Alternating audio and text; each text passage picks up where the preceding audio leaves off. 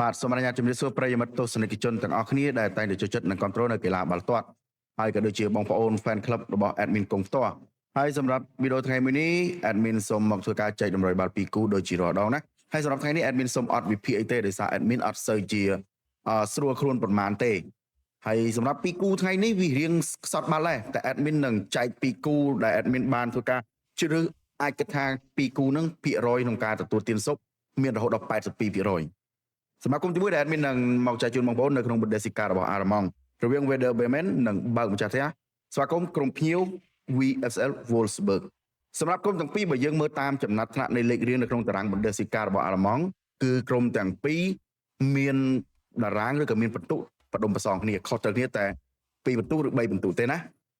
ក៏ប៉ុន្តែអ្វីដែល admin ចង់ឲ្យបងប្អូនផ្ដោតទៅលើគូនេះគឺអាស្រ័យលើម្ចាស់ផ្ទះដោយបច្ចុប្បន្ន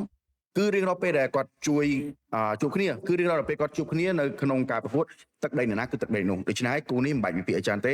សម្រាប់ការវិនិយោគវិញក៏អត់មានខាងក្រុមណាតក្រុមណាដែរដូច្នេះក្រុមនេះអាចលេងបានក្រុមចាប់ផ្ទះឥ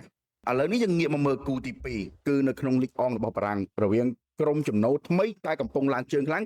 គឺ Paris FC និងបើកកីឡាដ្ឋានស្វាគមន៍ក្រុមភ្ញៀវ Stade Rennes សម្រាប់ក្រុមទាំងពីរបើយើងមើលតាមគុណភាពក៏ដូចជាគេឈ្មោះអានេះយើងត្រូវទទួលស្គាល់ថា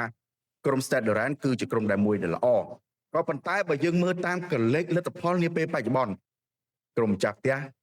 កូនថ្មីមែនក្មេងថ្មីមែនតែវាយរៀបដែរឥឡូវនេះបច្ចុប្បន្នកំពុងស្ថិតនៅលេខតំបន់ខាងលើនៅក្នុងតារាងលីកអង់របស់បារាំងដូច្នេះហើយសម្រាប់គូនេះគ្រាប់បាល់វិនិយោគក៏ដូចជាអត់មានដែរអញ្ចឹង admin ចង់រីកខមមិនបងប្អូនគាំទ្រទៅលើក្រុមចាស់ផ្ទះ Paris FC ជឿជាក់ថាក្រុមចាស់ផ្ទះទាំងពីរក្រុមដែល admin ចែកជូនបងប្អូនថ្ងៃនេះនឹងនាំបងប្អូនឈានទៅរកភាពជោគជ័យក៏ដូចទទួលទានសុខជាមួយ admin នេះគ្រាន់តែជាតម្រុយបាល់ពីរគូប្រចាំថ្ងៃ admin នៅមានតម្រុយបាល់គូផ្សេងៗពិសេសជាច្រើនទៀតដែល admin តែងតែចែកបងប្អូននៅក្នុងក្រុម AKFC Sport Tip បើសិនជាបងប្អូនមានបំណងចង់ join ក្រុម AKFC Sport Tip ជាមួយ admin អាចធ្វើការ join link នៅក្រោម profile របស់ admin ជាមួយគ្នាហើយសម្រាប់វីដេអូមួយនេះក៏មានតែប៉ុណ្ណេះដែរជាចុងក្រោយសូមបងប្អូនកុំភ្លេចចុច like share follow admin ម្នាក់ផងសូមអរគុណសូមជម្រាបលាជួបគ្នាក្នុងវីដេអូក្រោយបាយ